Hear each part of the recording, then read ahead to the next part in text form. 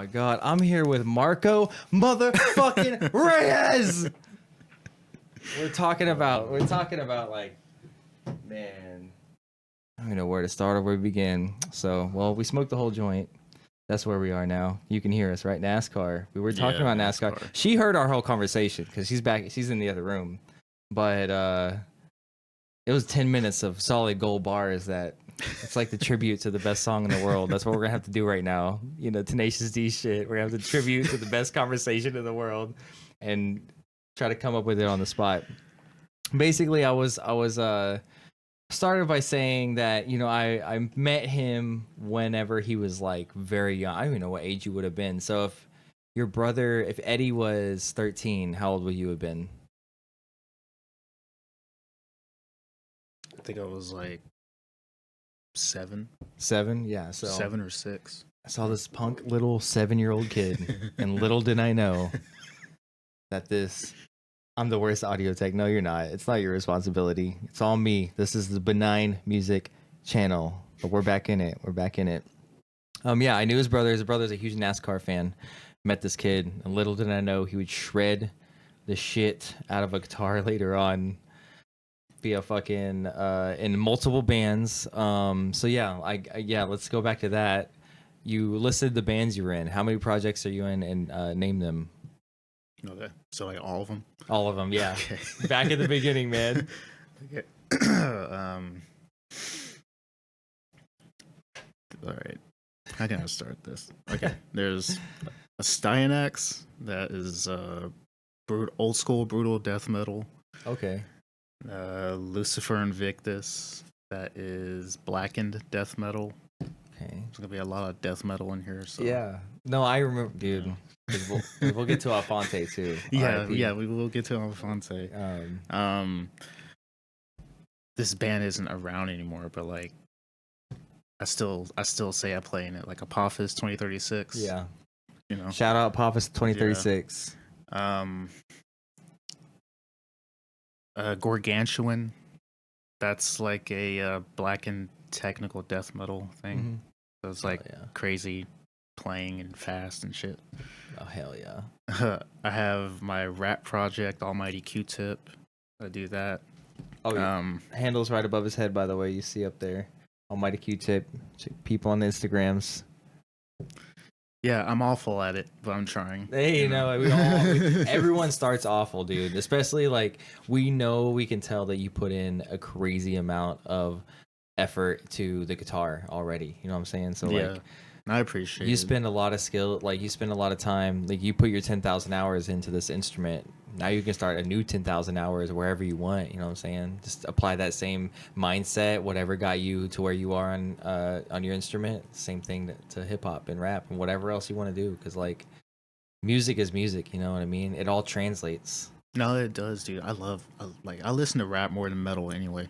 That's crazy. Like, I'm so surprised. I think the reason why is just because I play in a lot of metal bands, and like I've listened to so much metal to the point where it all sounds the same, and I'm not surprised or shocked by any band anymore. And I'm not trying to put down bands or anything. That's just my honest opinion. There's so many great bands, but there hasn't been a band in a while where I'm like, God damn, that's crazy, or you know. Interesting. Yeah. So rap and EDM and like reggae and indie music and shit like that. Hell yeah. I listen to that more, honestly. That's crazy. So death metal and shit. I don't know whether to ask you now or later, but no, fuck it. What are some of your top artists that you listen to right now that I would be like fucking surprised? Like that's gonna be like your number 1, 2, and 3 on Spotify. When I don't know if you do the whole rap thing. Man, it switches all the damn time, dude. Yeah, like it's. But like, this year, you know they're gonna get you. As of in this year, like. Who I've been listening to rap wise, I always listen to Suicide Boys. Okay, always. That's Ricky, always. Ricky showed me like 10 Suicide Boys songs the other day, like a week ago, and I was like, "That's enough," but I get it, you know. I didn't like them at first. Yeah. I didn't. No. They're again But- like I don't compare to them to AC/DC, but yeah, and the whole conversation that doesn't exist because we didn't get it. But we're talking about AC/DC that they do their shit really well, and Suicide Boys is the same kind of camp, you know. Yeah. So them. Just on some gang shit like YNW Melly. I just started listening to him this year, even though he's been controversial for the past like. I don't remember. I've never even heard the name. Where is he from? I think he's from like I think he's from Florida. I don't remember. But he got into some trouble. Oh You no! know? You know that happened with some of my favorite rappers too, and like doesn't make the songs bad. That's all I'm saying. The songs don't stop slapping. No, they straight up slap, dude. Slap harder than my dad, man. I'm just joking, but it's still fucking. They still slap. Yeah, no. Like it's like I'm like driving or something, or like have like earbuds in and I'm walking smiling, and there's this dude in my ears talking about fucking bitches and doing drugs, and yeah. like, stabby stab and murder. It's like a guilty pleasure. Yeah, and then at the end of the song they say "on God," and I'm like, no, it's not. It's not on God. Stop lying. I don't think he would approve of this. Yeah, he would approve. But him, I guess there's like two other metal bands. I still listen to metal, but like I said, rap it's kind of what I listen to more. That's dope. As in metal, there's a new Suffocation album that came out recently. Old band from like late 80s, early 90s. Oh yeah. Like late 80s, like 89 probably, I think. I don't know. I immediately thought of like Suicidal Tendencies. Are they like thrash? No, they are what we call the originators of slam. Okay. Or Slam, like is that where the with slam dancing, where riff. they like fucking Yeah, the slam riff. Like, Oh yeah. yeah. Like, It's like a breakdown? What do you mean by slam riff? oh man, that's a whole conversation. It is a whole conversation, and that's why we're here. Okay, I'm gonna mention one of my bands and then mention my a Stein next. All right. Iron Destruction is technically, we have deathcore influences. Hell But we're yeah. more so like brutal death metal, but we don't sound that death metal. And then the Steinax is straight up death metal. When you do slams and shit like that, it's kind of breaking down the breakdown. If that makes sense. Okay. So it's just like kind of like grooving. You're just kind of Okay. grooving on the guitar and palm muting the hell out of it. It makes you want to Interesting. dance. It makes you want to twerk. Oh, okay. That's what I call slam riffs, the twerk riff. The Okay. twerk riff. That's crazy. Like literally, like It makes you mosh hard and makes you fucking dance. I've seen people dance and shit. It's that's fun. crazy. And then breakdowns are just like it's hard to explain. Everybody has their own like, you know, like a thought, like opinion about it. Oh, okay. Like on like what is a slam and what is a breakdown. Okay. Everybody has their own thing about it. But that's how I feel about slam. It's just a breakdown that's broken down some more. That's crazy. Because I think a breakdown is, I don't know how, like, I guess in the technical music sense, I always considered it like just staying on the tonic. I thought you were just staying on the tonic and just fucking having a lot of space, you know, like dun-dun-dun-dun. No, You know what I'm saying? exactly. It Yeah. is. That's a big part of it. Okay. Like yeah. that, like slam does that too. It's just also, I guess, the main thing that's difference between slam and breakdowns is slam is just the tone. Okay. The tone of slam is a bit more like dirty and like a lot of gain. Okay. Interesting. But like, also, so like it whenever also you depends like on the band mute it, too. like you have all squealing and shit going on. Kind of Not stuff? not really like that. It's just like certain tones don't have like the punch. Like I've listened to old like for instance like a band called Asking Alexandria. If you Mhm. heard of them, I'm pretty sure you heard of them. Yeah. Everybody's heard of them. Yeah, They're they're our big as favorite. fuck. Like, They're our favorite emo bands. Like back when I was an emo kid. hell yeah.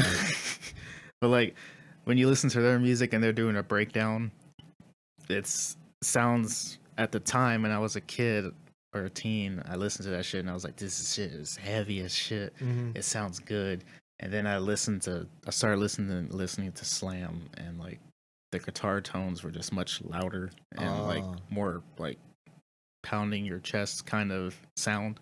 Yeah. Sounds very monstrous and like heavy hitting. Okay, And I see. listen So to Asking it sounds like more Alexandria. kick drum or something. Exactly, that too. There's a lot of shit that goes into it. And the way you say groove, you know, I imagine like a breakdown to be like not very danceable. Yeah. But yeah, to hear a breakdown be danceable, it almost sounds like some I guess I imagine like some instrumental Linkin Park. Yeah. You know, you got like it's you know, No, you can yeah, bob your head to it, dance to it, mosh to it, or whatever. Straight up, dude. That's cool. I had to see some live videos of that because I love watching like live YouTube videos of I do bands. too. Yeah. Oh yeah. I love doing that shit. Yeah. But yeah, let's go back to the beginning. Actually, kind of really start this thing how I normally start. You said I don't remember what parts were recorded or not. Like we're catching up to ourselves, but you said your dad got you kind of was your first introduction to like metal music. So Yeah. did he influence you? Did he introduce you to a lot of music? Yeah, he did. Both of my parents, you know, Yeah. I just listened to whatever they were listening to. I was a kid. I didn't know, you know, I didn't know any better. Yeah.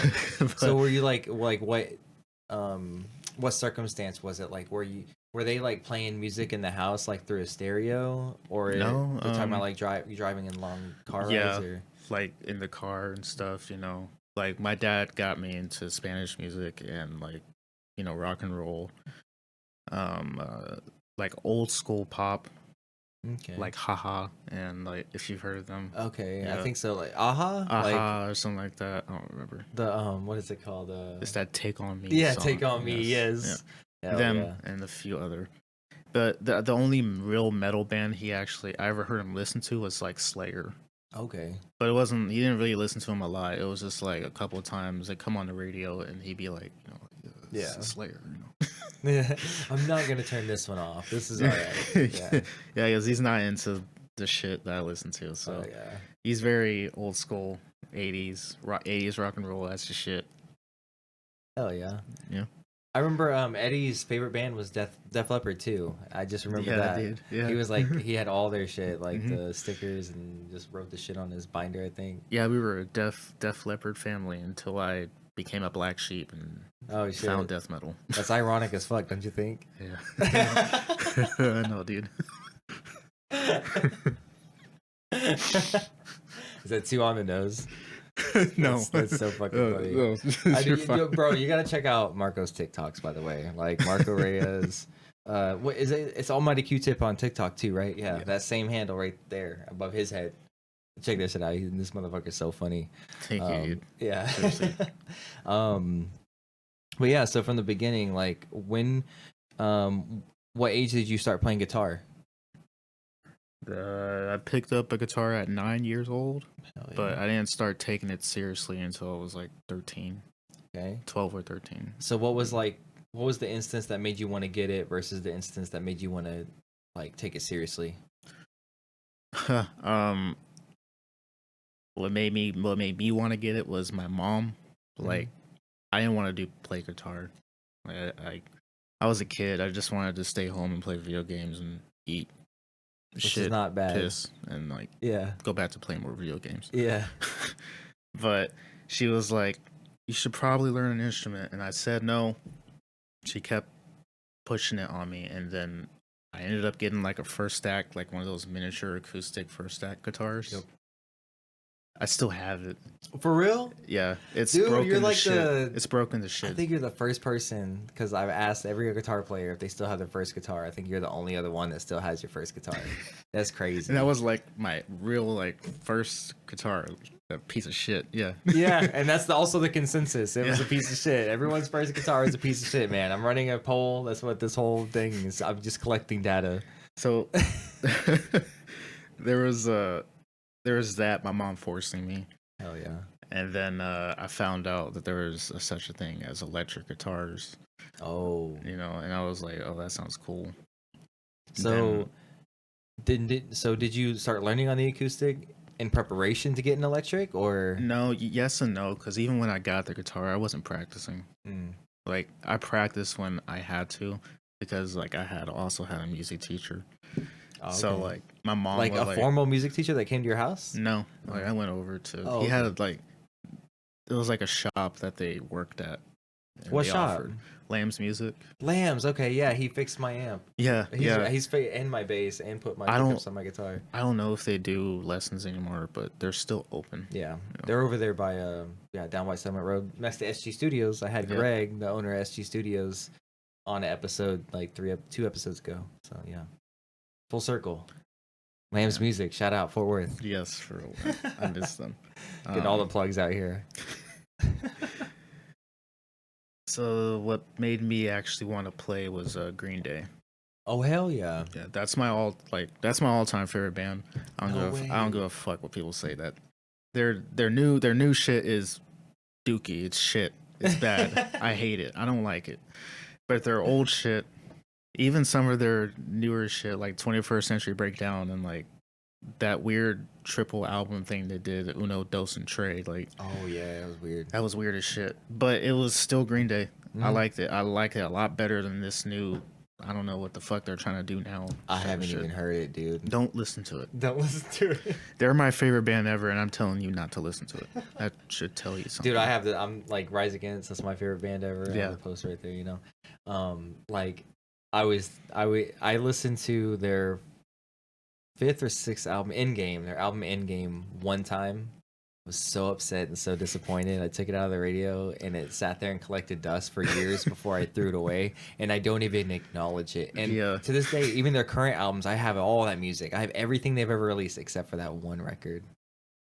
And even the new record, it was like it's my second to least favorite record, but not counting Endgame, it's my least favorite record. You know what I mean? But anyway, every band has that like lull, that period, and especially you know, following Appeal to Reason, you know, with Savior. Yeah, dude.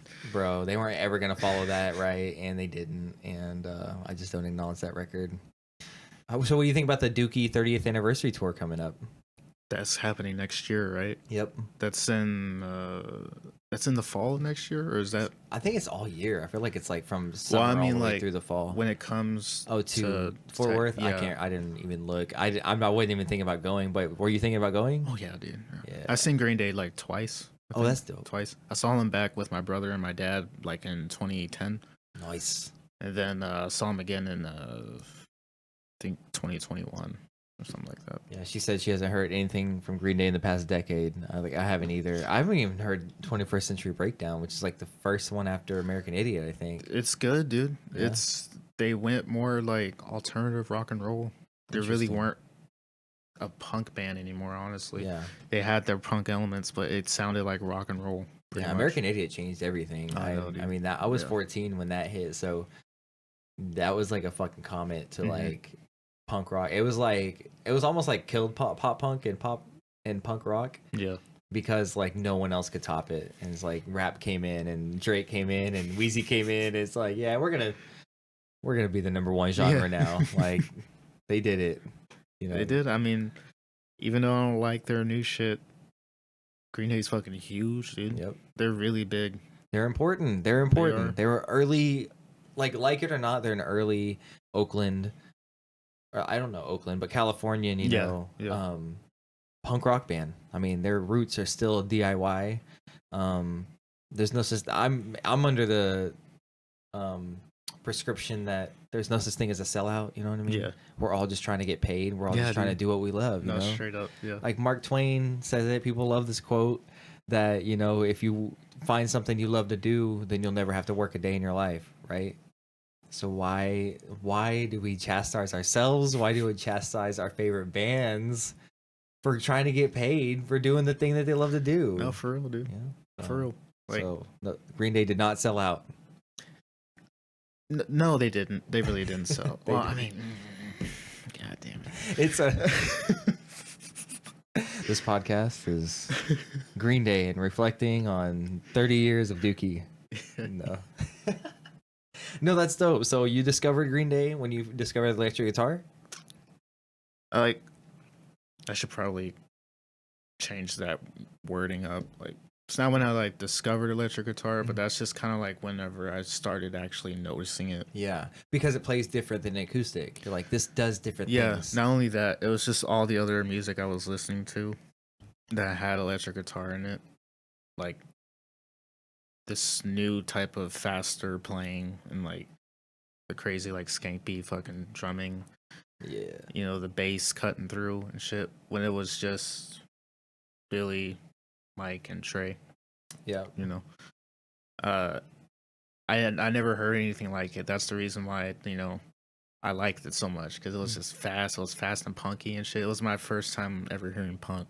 Yep. You know, so I loved it. Game-changing. It was game changing, dude. I saw Billy Joe. I went on to YouTube like I think later that day when I found him out, and like I just saw their live videos, and I was like, that looks cool. Billy Joe looks cool up there playing that guitar low as shit. Yeah. How are we gonna have such bad problems? I know, man. And then ever since that day, I got an electric guitar like I think a couple months later, and yeah, dude. And then I just started. I got a little bit of guitar lessons again. It kind of taught me like real like bare bone basic shit. And then I left like within 3 months of doing it. Yeah. And I just sat at home and just honestly just started playing the music I liked. You know, And I just, wasn't like, I was just covering shit. Learning I did solos and stuff. Yeah, not as much learning solos. Like you said I'm a shredder. That is like it's a bit much. I attempt. Sometimes I nail it. Sweep Sometimes picking and I shit. don't. I can sweep sometimes. Like it shit's hard. You hear the modesty? That's how you know he's good. Every band you play lead in, I'm being they realistic. put the shitty guitar players on bass. I know this for a fact. I've been in bands. You can't swindle me. They put the shittiest guitar players on bass, and the best guitar players play lead. And homie, you said lead guitar is lead. I'm like, yeah, I know you're good. I've seen you play. Lead. You play rhythm slash lead. Rhythm's even harder. That's the whole thing we could talk about right there. Honestly, rhythm is harder. Yeah. There are times where I like the solo and like I get to take my risk is to take a break from like fucking just Yeah, just fucking just going fast. Yeah. Yeah. Fucking carpal tunnel by the end of the fucking. So yeah, I still prefer rhythm though. Like yeah.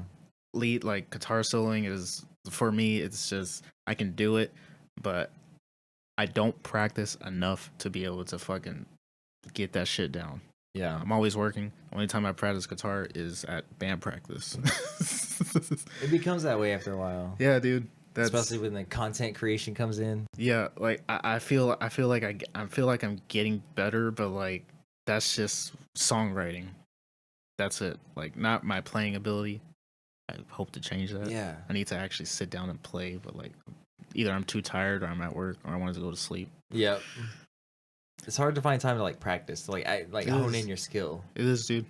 Because like if I would have kept up, like I say kept up with it because like there was a good portion of my life where like I was playing guitar for like consistently and getting better and better, and I stopped. I just stopped. The almighty plateau. Yeah.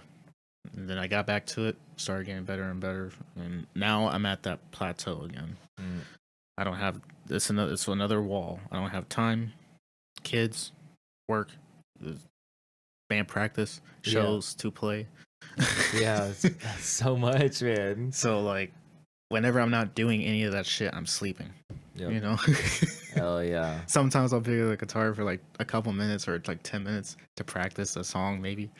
In our set if I don't know it that well, you know. But that's it. Oh yeah. That's all. Yeah, dude. So like, what was the first songs you were learning? Do you remember? On electric? I learned almost everything Green Day. Like, I learned the whole Dookie album. I learned the whole American Idiot album. I learned the whole American Idiot. Yeah, I learned all of 21st Century Breakdown. All of Uno. I didn't learn all of Dose because Dose is weird, and a couple songs from Trey. Hell yeah. I was playing nothing but Green Day. I was so fucking obsessed, dude. Dude, the first 3 songs I learned are Adam's song from Blink-182, Welcome to Paradise from Green Day, and Back in Black from Hell AC/DC. Yeah. Nice. Hell yeah, dude. Yeah, I don't know how to play any of those songs anymore. Yeah. Maybe like a couple. But I could probably figure it out. Sometimes it'll be like literally like in my DNA. That too, yeah. You know what I'm saying? You ever go back to play a song that you haven't played in years, and then you just you do it, you're like, whoa, Yeah, it's in there. No, straight up, you're right. Yeah. Yeah. So I didn't you even think about that. Yeah, That's you're great. right. I've done the same thing with covers. Like I did an open mic like a few weeks ago, and I was like, well, they gave me like a whole bunch of extra songs. So I was like, what should I play? And then someone in the audience said Tom Waits, and I was like, let me try it out. And then I just started going. I fucking nailed it. I forgot some lyrics in like the last verse, Fuck it. but you know what I mean. I mess up on stage. Everybody messes up. Hell yeah, no one notices that. That's why I like playing in bands, because you can fall back on someone else. For real, that's why I like playing death metal, because like can't understand anything. You can't understand anything. Vocals are always too loud. I'm just joking, but like Dude. can't understand what they're saying. Distorted guitars. Sometimes it just Drop C bass. Yeah, dude. Like, come on now, that'll rattle the fucking street. even lower than that. Like, yeah, drop what? What's lower than? No way, drop B. That's like. well, That's too low. a Stynax is in B standard. That's like a Good 7-string. Lord. That's like a 7-string standard tuning. Yeah, 7-string standard. And Then then like dropping them shits down even more. Yeah, and then I'm Destruction. We're in a F standard, I think. Oh, okay. Holy fuck. So that's a whole step or two down. I don't remember. That's Guitar low. lingo. It's pretty low. Motherfucking low. It can get a lot lower too. It can. Yeah. But I already that's as know. low Then as you they're have the going. strings like. Exactly, You can yeah. see the strings moving. It's like. Straight up. All right. So like you started learning punk songs like how long until you got into your first band then? I got into like a band when I was like 16, but we didn't really do anything. I think I played like 2 shows with them. I think once at the Rail and like once at Tomcats, and it was like a post-hardcore band, Like Bullet for My Valentine or some shit? almost like skinny jeans and like a lot of breakdowns, like a lot too much, and it's kind of like spoopy, like scary type of vibes. Okay. Like, yeah, we only played a couple shows. I think I quit because like I wanted to do, around that time I started listening to death metal. I just got off of listening to Asking Alexandria and Attack and like all these screamo bands, you know. Thank you for feeding Epona. that was a dragon. You're gonna hear some weird sounds Okay. sometimes. He was like, "What the fuck was that?" God damn it! Yeah, Painted just fed Epona some tacos. All right. Yeah, you played with this band a couple shows. Couple shows. I think I quit because I wanted to do something else. Like I was like, can we like innovate, do some other shit? We could still keep the post-hardcore shit if you want. Yeah. I don't hate it at all. I still listen to all that shit, you know. But at the time, I was 16 and I just found death metal and all that shit, and I was like, this is crazy. You Yeah, know? that's crazy. So they didn't want to. I bounced, and then I didn't join the band again until I was like 20. Okay. Were you like trying to do any solo shit between that? No, not at all. Whatever my actual first band was, Apophis. Okay. Apophis Wow. 2036. That was the crazy. band that actually took me to, actually play shows like That's and fucking amazing. consistently. That's how I got into the DFW scene. Pretty much, I got into the scene because I went to shows, but like Yeah. actually really getting to know people and all the other bands and shit was because of Apophis. Yeah. Okay, we played a show together with Apophis, right? Yes, Like yeah. I subbed on Yeah. bass or some shit. Yeah, you were. I learned like, well, not the whole set, but like 2 songs. Like I learned You did, 2 yeah. songs. I remember that, yeah. Okay, I thought you were there because you, Jarrell, Afonte. That was like, dude, that was our second show. Yeah. But what's crazy about it is the show before that when we did so much better. Really? Alfonte was on drums and doing vocals on our first Whoa. show. It was in the backyard. Whoa. And like, it was me and Jarrell. It was just us 3. Damn, just the 3 of you. Yeah, so and I think- Alfonte was on drums and doing vocals, Yeah, and you dude. guys were just Yeah. jamming up front. Yeah. Both playing guitar? Yeah, we were both playing So guitar. just and Jarrell played baritone, right? Yeah, he played a like, I think we both had Ibanez guitars. I think so. Yeah. So he he had his little I don't remember what amp he had. I think it was Alfonte's. Yeah. And I had my little Line 6, if you remember that. Yeah. That's and we played like 4 songs, I think. That's 3 or sick. 4. And we sounded good. I was like, shit.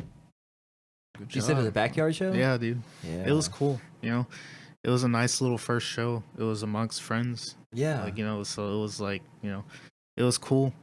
And That's crazy. Yeah, we kind of fucked up, but like compared to the next time we played, yeah, that was a lot better. Yeah. So how did you get into the band? Like who introduced you into the band? Like, who'd you meet first? So this story's kind of funny because like there was a good time where like this is a whole different story, but I'm not gonna tell it. I'll just take I'm a fucking piece. with it. I'll take like a piece out of it because it's a whole different thing. But like me and Jarrell were like in like this organization called like the Jehovah's Witness, and like he left, and then my parents told me to like stop hanging out with him because he was, you know, He disfellowship. left. Yeah, he left. Holy fuck. I said, "Fuck that! I'm still gonna hang out with him." And whenever I said "fuck that," I'm gonna still hang out with him. Like that was around the same time I joined Apophis, and I think it was like a few weeks later, or a month later, we haven't been talking or nothing. I show up to like Ricky's place, his old place, with the shed in the backyard. yeah, the house, yeah, and I'm there with I think Afonte was there too. I think I met Afonte literally like a month before that at a show. Wow. He went to school with me, but I never saw him. But he said he saw me. I'm like, I get that a lot. that's weird, bro. Yeah. Everyone sees you, to be honest. And like me and my brother are twins, so like we always like be walking next to each other, so everybody knew us as like the Yeah, twins. dude. So like I got into the house. I think I had beer on me. I don't remember. Mm. And like I was in the kitchen just waiting for Ricky. I think he was taking a shit or something or doing something. And like my phone. Yo, this starts house is ringing, badass, dude. by Yeah, the way. dude, I want to set the setting. Like this was like if 19-year-olds had their own house. That's what it was, man. It was literally so sick, had a man. TV and a table where someone was always smoking weed and his bongs and shit. And then a couple of bedrooms where Ricky stayed and his roommate. He had a roommate, right? Yeah, he did. And then there's a shed in the backyard where we set a whole bunch of gear in, like all the gear we had and that me and my brother have as with Ricky's gear, and like mics and amps and our drum kit and everything. We put all this shit in the shed, and we had a spot we would go every Monday. We go rehearse, and then when I first met Alfonte, he said he'd never been to a concert before in his life. Yeah, dude. And what was really fucking dope is like the first show he ever went to was his own show, like that he performed at. And I was like, dude, that's fucking amazing. That is sick, dude. But yeah, so like so Alfonte was doing his own. He was like helping us out, but then he started forming his own shit in the Apophis and stuff, and then started hanging with Jarrell. Yeah, dude. And we were all kind of like playing together. And I'm surprised you and I didn't play together that as often. But I think we all just had different rehearsal days. Yeah, either that or I just didn't come. Yeah. It's fucking crowded. It'd be crowded any day. Yeah, fuck. I was waiting, and then my phone starts ringing, and Jarrell's calling me, and he's like, "Hey, are you at Ricky's place right now?" And I'm like, "Hi to you. I haven't talked to you in like I haven't talked to you in a month." And I was just like, yeah, what's up? You know, he's like, well, I'm gonna be there in a second. And I'm like, oh shit, okay, cool. Yo. Fuck yeah, I get to see Jarrell. Yeah, I haven't seen him in a minute. So I was like, hell yeah, cool. He shows up, and then like we take our shit to the shed, and Afonte's there, and we just start like it's kind of like can't remember all of it, but we just started practicing. Like, we just started playing, just jamming. Yeah. I think then after that, we made, like, our first song. And then I think after our first song, we had a name. We had a band name. It wasn't Apophis at first. Yeah, I remember. Yeah, or it was It was something. What was it? I think it was Super Granny Panty Party Time. Super Granny Panty Party Time. Yes, yeah. Alphonse wanted it to be a gore grind band. He wanted it to be a grind band, and like I was okay with that. But then we got rid of that name, and then I think it was just Apophis. Yeah, and then that was a band, so he added the 2036. Yeah, I think Jarrell came up with that. I think the 2036 part. I think so. I think Alphonse or Ricky, I don't remember. It was one of them. They came up with Apophis. Hell yeah. And it was fun, dude. That was my first time actually going to a practice every week and enjoying it. Yeah, that's sick. Having people to play with. So it was like a natural thing. Like you were already. I was already friends with. Like Ricky and Alphonse. I was already friends with Jarrell. Okay. I was friends with Alphonse too, but like it was only whenever Apophis was formed, whenever I started hanging out with him and actually talking to him. Hell yeah. You know, I only saw him at one other show, and that's how we became friends. Hell yeah, that's crazy. But yeah, it was nice. Yeah, it was nice. So how'd you get back and reintroduce? Like, how'd you end up in the situation of going to Ricky's? I think he invited me over. Okay. I think so. I don't remember. That makes sense. Yeah. It was either a social butterfly. Yeah. It was either him or Alphonse. I don't remember. Or Alphonse telling me that Ricky wanted me to come over. I don't remember. Hell yeah. Because it was a cool spot. Yeah, dude. Always doing cool shit. There was like a couple house party shows that we did. 2 of them. I was at both, dude. Yeah. That shit was sick. The one Rosé's birthday too? Yeah. Dude, that shit was so fucking baller, man. Like, yo, I got pissed drunk that night. Jesus. For real? Yeah. both me and my girlfriend at the time. I fucking pissed drunk. I was like, oh god. Dude.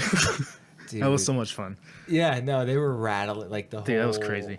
Every band was like fucking killing it, slaying it, like they were playing in front of fucking thousands, and then it's loud as shit. Just loud as shit. Cops came. We're like, yeah, you can't come in though. Yeah. Yeah. Yeah, man. Those were the days, man. Yeah, that shit was crazy. That shit was fucking great. Yeah. There was another one too, right? Yeah, there was. There was a birthday party, and then I guess it was a punk show or something. I don't remember because I know there was 2. I was at both of them. Yeah. No.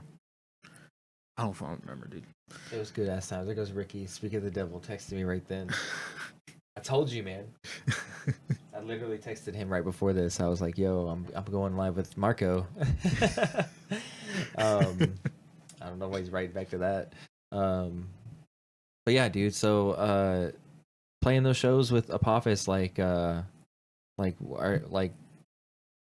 into performing, like, well, I guess like how did that transition into playing more shows? Like, I guess tell the story of Apophis. Okay. We had a bunch of bad shows and we just got better. Yeah. We just kept doing it. We knew we sucked. Like, I sucked. Jarrell sucked. I definitely sucked. I tried my best. We all did our best. It was our like actual. Well, like Jarrell was in other bands too back in his hometown. Yep. Yeah.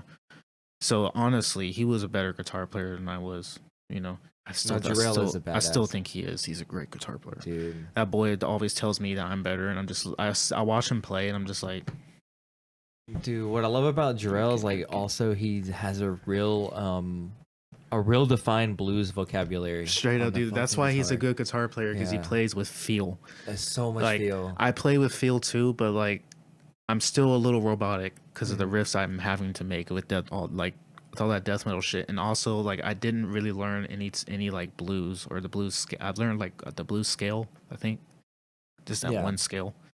That's just like a minor pentatonic with an added exactly tritone. Yeah. That's it. That's all I practiced for a little bit. Yeah. You know, I was so focused on going fast and playing death metal, like I just kind of skipped out on that, and that is why my soloing sucks, because of that. That is so interesting. For real. But yeah, Jarrell was the better guitar player. So like honestly, he was doing just fine. This was my first time actually playing music where like it wasn't just simple breakdowns and like easy like chords and shit. Apophis was still relatively an easy band. Like we weren't like crazy, but we were doing some. It was different. It was different. That's why Yeah. that's why I loved it, dude. Dude, It was so much Alphonse had a different. vision from the beginning. Yeah, man, he did. And dude, everything he did, like he came out with the fucking face paint, the way he Yeah, performed dude. on stage, Yeah. like I had a you know, last year I had a memorial stream for him, like, but you know, just to kind of refresh, Alphonse passed in early 2022, and God, it was like it like if there was one person that was made for live shows and made for doing music, it was fucking Alphonse. Yeah, dude. And Yeah, he fucking stole that shit. he stole that shit. Like you're telling me he fucking played drums for his own band and did vocals. He wasn't going to, but he did it. He did it. Yeah. Because that was the type of shit he could do, and like he would make it happen. Like it didn't matter what lineup he had. When he asked me to play bass, I was like, "Fuck, dude!" Like I always want to play a show, Yeah. But metal is so far away. I get you. Yeah. You know what I mean? And bass playing, like on my bass playing right now, just playing simple like indie stuff is really difficult for me. You know. But like I was like, I'm gonna fucking do it because I want to play a show and it would be a great experience. And dude, like that was the first time I actually saw Alphonse perform. Yeah. And you know, as a lead singer, you know what I mean. All he had was a mic, and he just fucking commanded that shit. And he was amazing on stage. He's an amazing songwriter too. Like he would write. He wrote a good portion of those songs. Yep. Dude. Like he wrote, he came out. He came out with all the names. Stab in the Dark. Yeah, he came out with the Stab in the Dark. I have those. I still have those tabs. I still have a bunch of tabs that I wrote for him. And like, we I think I wrote like the main riff in a Stab in the Dark, and I think he wrote he added a lot of riffs. Yeah. I can't say he wrote this or that because whenever we would make songs, we would all just be right then and there, and we would all just decide on shit. I can't think of all that shit on top of my head, you know. Yeah. No, but it was such a collaborative effort because it was, man. We all had our different styles of music. I was the slam kid of the group. I liked the death metal and shit, and then Jarrell had his metalcore and like his genty genty part of him and shit like that. He had rhythm, you know. And he had rhythm. He was super rhythmic, and then the blues vocabulary. Yeah, too. there was that.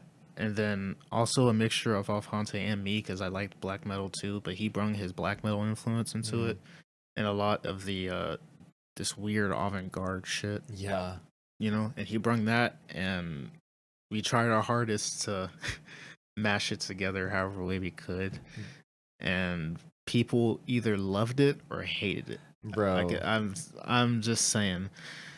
That's how love camp. That's how I always saw it every time we played. There was a good portion of the crowd that were like, but that's how you know it's good. Yeah, that's another thing Rick Rubin says. You know, if it's very divisive, then it's good. You know what I'm saying? If you're kind of in the middle, that means you're trying to please everybody. You're trying to please too many people. People if you're one side, if you're so far that half the people hate it and half the people love it, dude. That's where you want to be. It's fucking amazing. It was cool. Like people weren't mean or anything. I could just tell. You can just tell. Yeah, people aren't vibing. They're on their phone or whatever. I could just tell. Yeah. But shows we played a lot of shows. There was one point where we started playing shows almost every fucking week, and I didn't have nothing to do at the time, so I was like, hell yeah, let's do them. You know. So is there any memorable shows? Yeah. I guess our first big show. I guess it was a big show. This is a band called Wretched, and they're relatively big in like the technical death metal scene. Okay. And we opened for them, which was pretty crazy. I didn't think we would. Yeah, that's it. You know, like we're a metal band, but like a lot of our shit is like not metal. We add metal into it, but like some of our riffs like are like kind of like, I don't know, not metal. So you mean like more tonal, or more? Yeah, I don't know how to explain it. It's hard to explain it. I would rather like Yeah, just listen to some yeah. Apophis right now. Yeah. That's what I'm saying. If that was available, yeah, then you could probably Yeah, understand is there any Apophis on Spotify or YouTube? No, No. we Yeah. recorded one time. Mhm. We recorded one song, Damn. and I think our second drummer Robbie still has it. I think. Oh, okay. I think he still has it saved. It did need not to- sound good. Still. Not the. I don't. Hey, technology's crazy now. I don't blame the sound guy at all. I wasn't even mad. I was just he did it for free. Oh, that's cool. And he recorded a rap artist. It's Yeah. the logo. Is it 444? You know what I'm talking about? What do you mean? Oh man, Like the Hertz? Like no, the logo of this dude. He has a logo. It's yeah, like, I have no idea. it's like 444 or something like that. I think. Don't quote me, but like he did it for free. That's cool. And like he just, I guess we were the first metal band he's ever done. He hasn't had to deal with. He recorded you distortion. like live off the floor or from a show? No, you're like from so like whenever we went to his studio, he had like a room where he would put the amp in, and isolate us. Yeah. He did his best, and we still listened to it and fucking jammed it out. Fuck yeah. But I'm not mad at it, not at all, because it was for fucking free. Dude, And no, he didn't have to do that. Like a He good was being song really nice. a good song survives a bad mix. You know what I'm dude. saying? It was still good. Yeah. When I like got into production, it's like I wanted everything to sound like crisp and clean.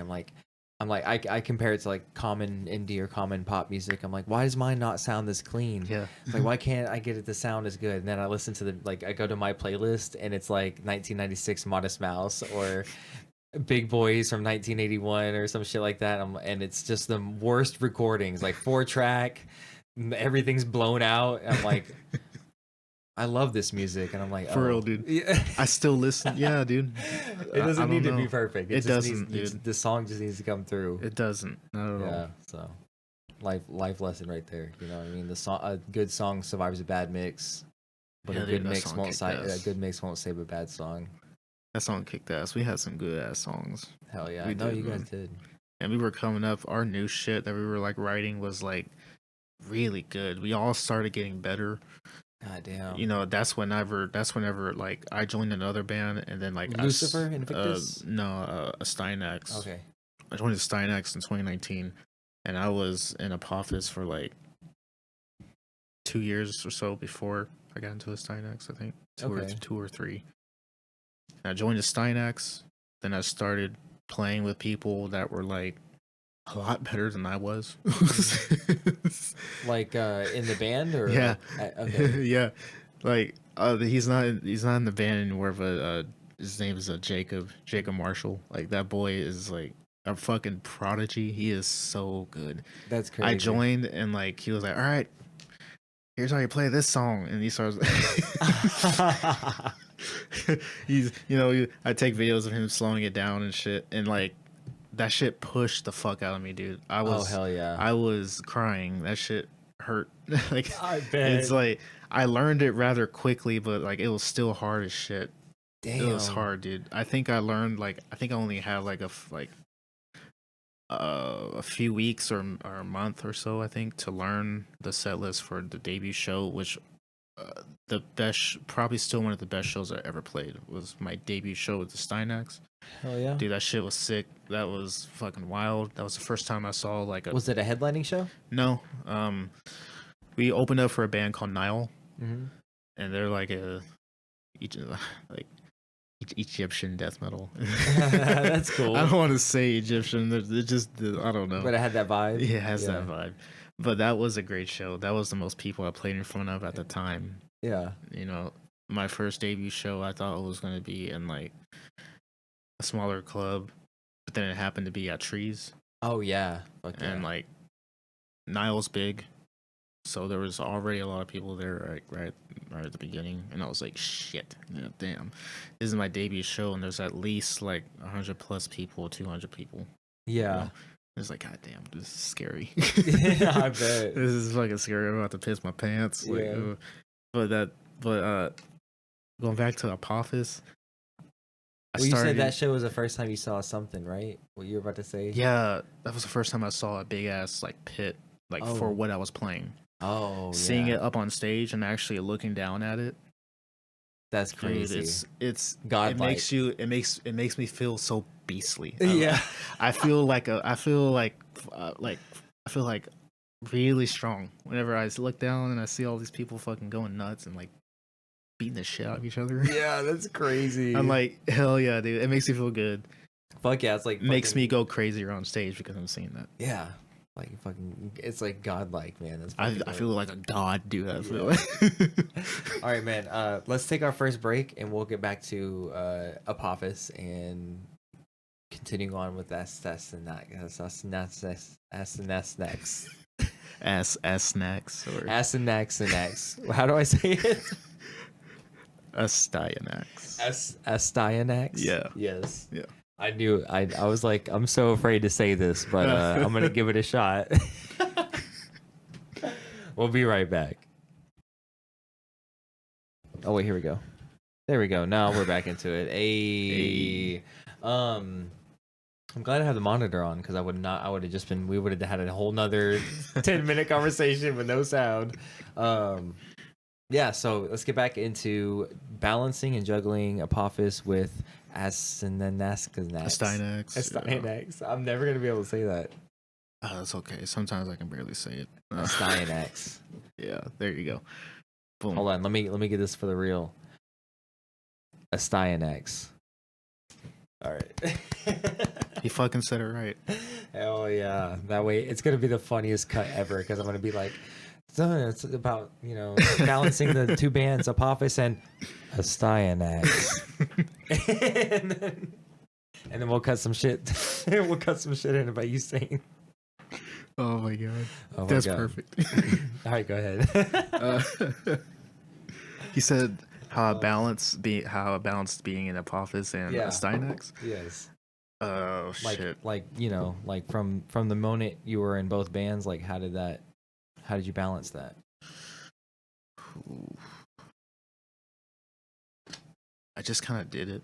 I don't know how to explain it. Like, I just showed up to practice when I needed to show up. So there was like no conflicting, like at the schedules? time, like there was soon to be a conflicting schedule because right when I joined, my son was born like that next year. Holy shit! Yeah. So right when you joined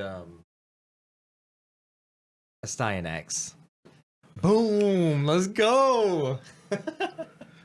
Nailed it. Oh man, that's crazy. So yeah, so there was soon new dad. Yeah. So I'm guessing you got the news before he was, born. So like you had just joined the band and then you knew you were going to be a father at some point. Were you trying to cram in a lot of shows and shit?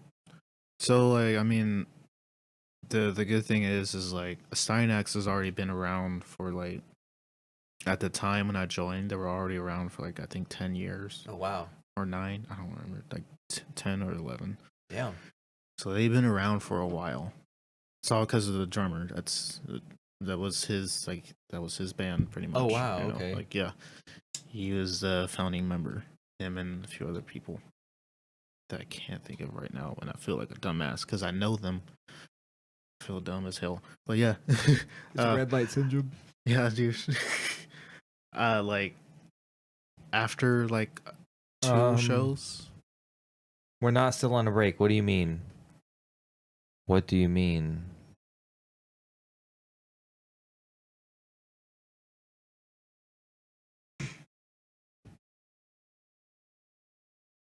I don't know. You can hear us, right? Tell me you can hear us. I'm gonna have to pull it back up over here.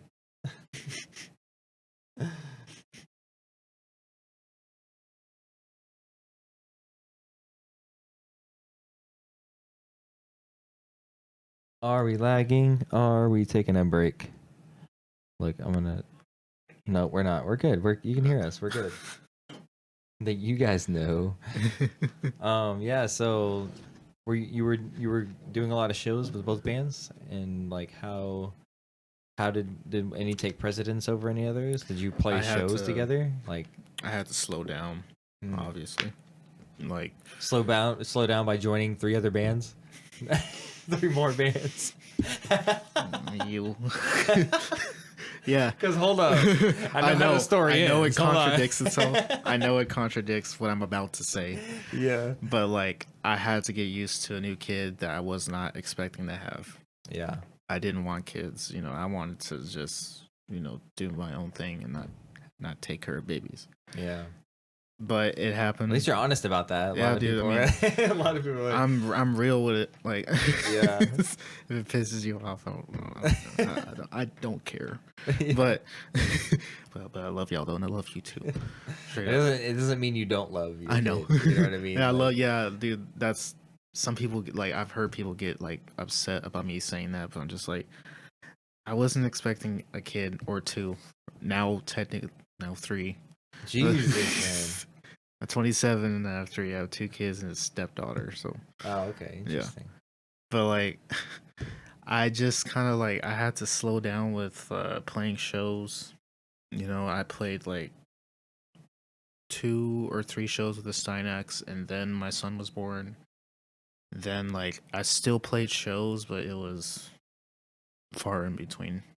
That was also just on a Steinex's end. We were also writing music and shit like that. So it kind of good timing, honestly. Like my son was born, and then we took kind of a break. Like even if my son wasn't born and I didn't have kids, we would still took that break. Oh, okay. You know, so like we just sat and we finished the rest of the album. You know, Right. Okay. and that gave me time to like. You said 2019, right? Yeah, I joined late 2019. Like Okay, November. so that means it's going in. That's the break. Also had to do with the pandemic. Yeah, that too. Yeah. Oh my god. That was the whole thing. Like, so you joined. You're already playing shows with. That too. Holy Yeah, shit. That was yeah. probably it. That was probably why Yeah. I feel it's so dumb. No. Why did I yeah. forget about COVID? I know. It's fucking been almost 4 years now. It's insane. man. It feels like on one hand, it felt like it never was gonna end, and it kind of like you still feel it a little bit, like Yeah. shell shock, I guess. Man. But on the other hand, it's like it never happened. And like so, it's like wow, like everything's kind of 4 years normal. But ago. is it? Walmart's still closed. It is. Yeah, man. 11. It's like 11 p.m. now, right? I think. Yeah. Something like that. I don't It's know. like, was this whole thing just to get Walmart to not to pay their overnight employees as much? No, I don't know. Make up new conspiracy I was just theories about to today. say some fucking new conspiracy right now. We're making up new conspiracy theories about Walmart trying to get labor cost down. And that's the whole reason COVID existed. No, so like yeah, both bands probably went on hiatus, right? Yeah. At what point did you play a show again, or did you ever get to play a show again with like Apophis? Yeah, let's see. In 2020, I think we did play. We played a couple shows, I think. Because around that time, we were also looking for a new drummer. Okay. You know, we went from Ricky to Robbie, and then Matt, and then a drummer we never got to play a show with, sadly. You know, that sucks. Anthony. He's good. Yeah. Oh yeah. So 4 drummers. The drummers, like that was our first band too. Like Yeah, man. drummers, like Yeah. And we just kind of like, we took a break. We came back. You know, we started writing shit with Matt. And I think that was around 2018 or 2019. I don't remember. I should remember this shit, but yeah, a lot of weed. So yeah. but So like, how did you get introduced into a Steinex? I was a huge fan. Okay. That's why for me it was big for me, because like Okay. I watched their shit. Like I was going to almost all their shows. Oh, nice. Okay. You know, I loved that band. I still love it, obviously. Yeah. I love the music.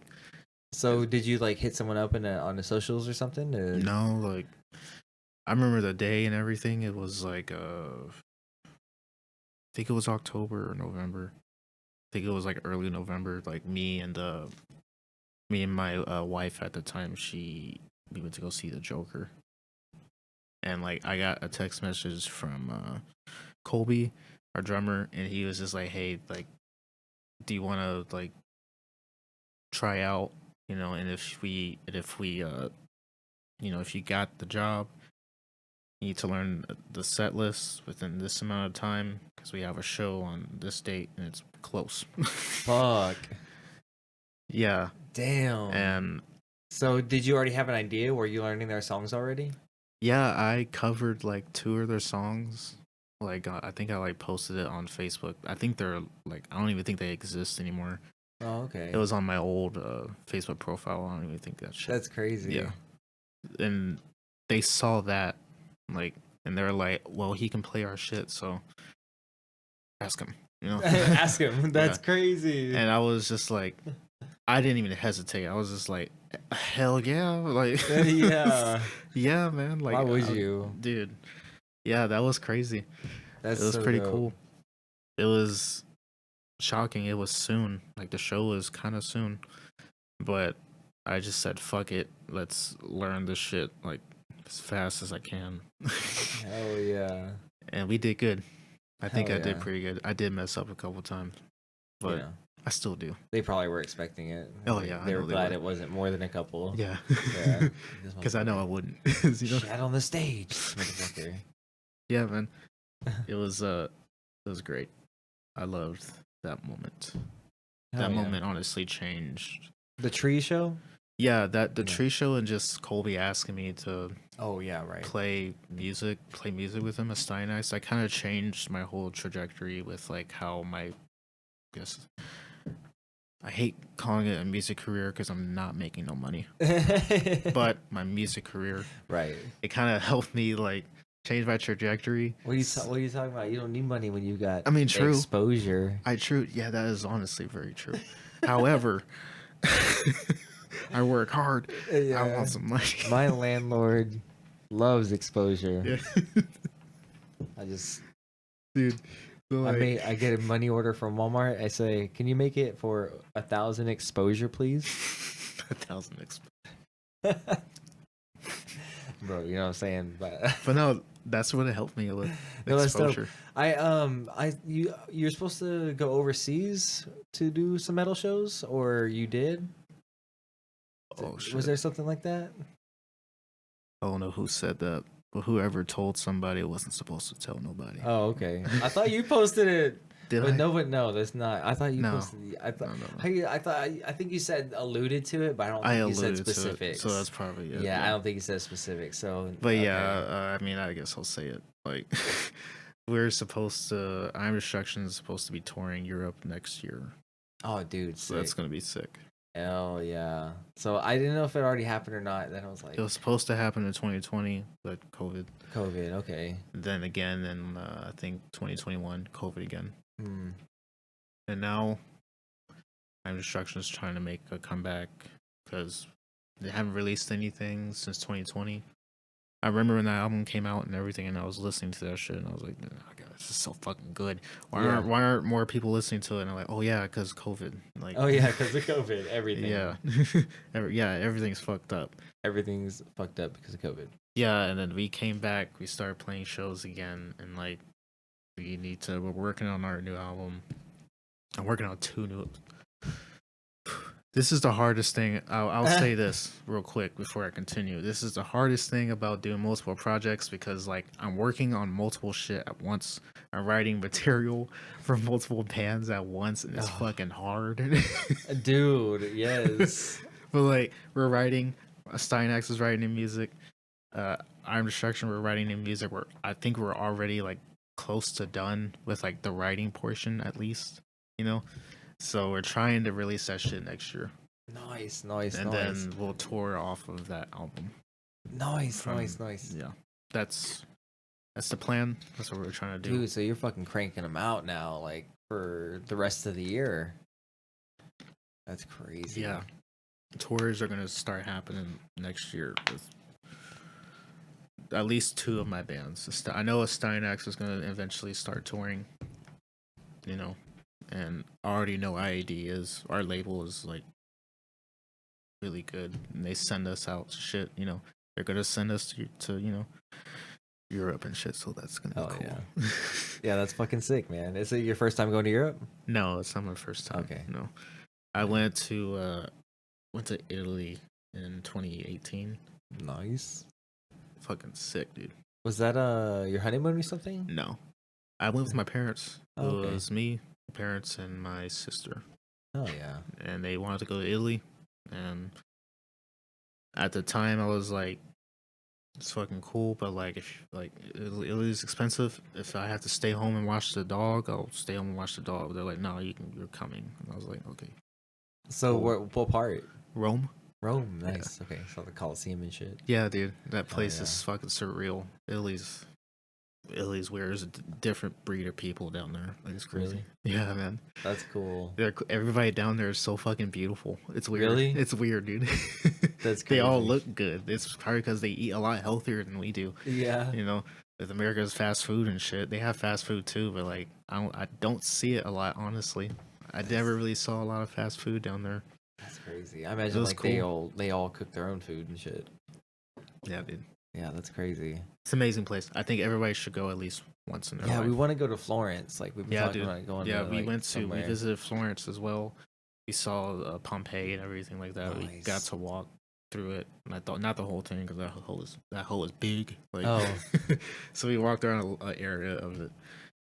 And we saw some really cool shit and some really sad shit. Like, it's cool though. Like, it's Yeah, an I mean, there's so experience. much history there. I mean, that's one of the main reasons I wanted to go because it's just an immense amount of history. Dude, it's so fucking much, dude. Yeah, I like couldn't early keep human up. history. Yeah, I could not keep up because Italy is literally like they built shit on top of the old shit. So like, honestly, like literally, that's literally what it is. There's still so many old ass shit that's huge. Yeah. And it's still standing. Like obviously the Colosseum and shit. Yeah, it's not how it used to look, but like it's still fucking huge. And there used to be a shit ton of people in there killing each other. yeah. Yeah, dude. It's crazy to think it's about. crazy to think about, and it was crazy to just kind of walk on that shit and like just be like, God damn, like a very, very, very long time ago, there was people just fucking going nuts, Literally murdering like each other yeah, with their like bare it was hands. a basketball game or some shit. Like, Yeah. Yeah, it's insane. Just like going off. You can't wild. really hear shit because they didn't have any type of amplification. Yeah, dude. So It was wild. They had to use like engineering to like design it. That's crazy. Yeah, I man. love that early human history shit. I do too. Assassin's Creed. Yeah, Assassin's Creed 2. I know, dude. Brotherhood, I know. Ezio trilogy.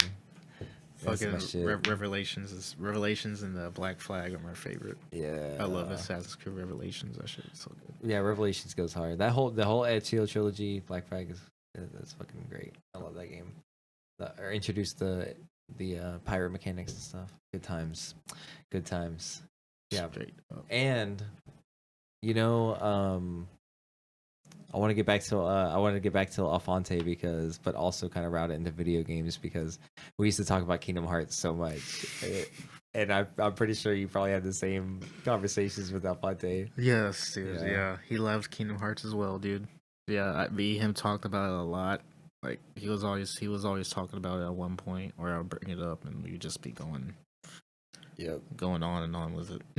Yep. I remember when he got that PS3, I think, and he started playing the remasters and stuff. Yeah. And I came in one time for the rehearsal, and he was already playing. Like, he was already, like, to Sora in Kingdom Hearts 2. And I was like, bro. I was like, dude.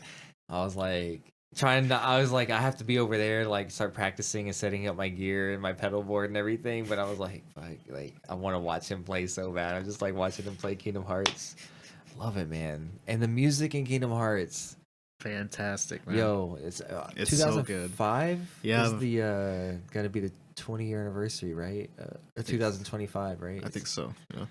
I want to cover Sanctuary or like Passion. I'm gonna fucking man. do it. You're gonna have to now that you That said it. that is the song that I can. That's the first song I point to when I first learned something by ear. Like I figured it out just by hearing it. Hell like yeah, the dude. da-na, Yeah. na-na. I was like, dude, I think I can do that. And then I did it, and I was like, holy fuck, this is amazing. I'm a genius. I found these notes. Yeah. So and then Utada Hikaru like just makes amazing music. Even the new Kingdom Hearts 3 songs. Yeah, dude. People are divisive over that shit. They're very like, divisive, but they're wrong. Yeah, The ones that like are mad game. are wrong because like like the that game. Skrillex one goes hard. Yeah. And Don't Think Twice. Yeah, when dude. it ends. Oh, Yep, I've covered that song a lot of times, and I could never do it justice, but yeah, I fucking love it. Like, just it hits me on so many levels. Like this, the emotion and like and how she sings and writes songs, but like also like nerd technicality kind of shit, Dude, and the way she uses like polyrhythms and stuff. Like especially in Don't Think Twice, I'm like, dude, she is. Don't even get me started on this video game soundtrack. Like, that's a huge ass long rabbit hole of music, dude. Like, I mean, I still fall asleep to the Skyrim soundtrack.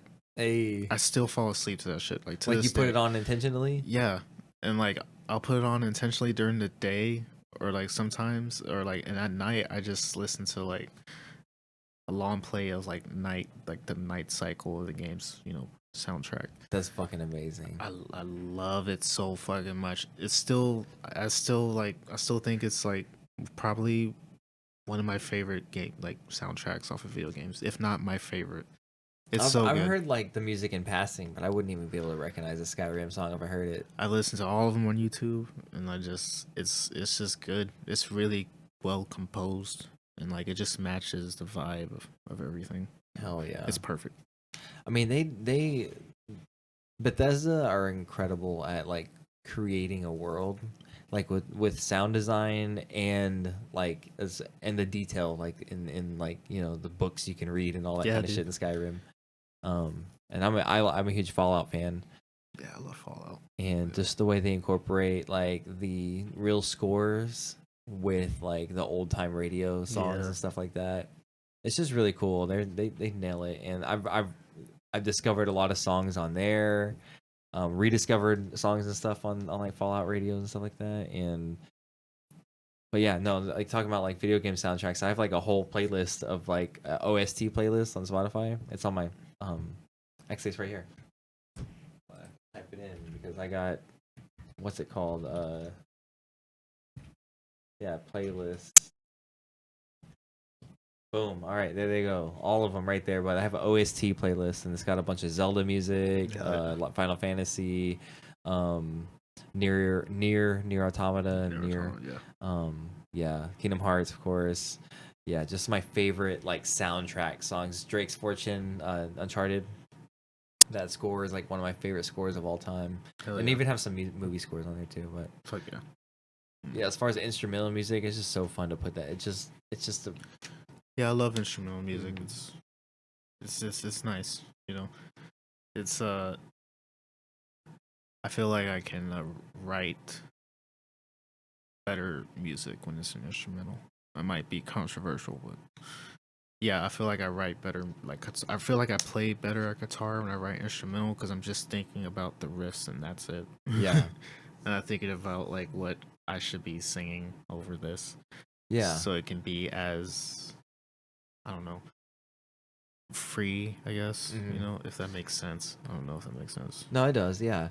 Like, I've evolved into a way where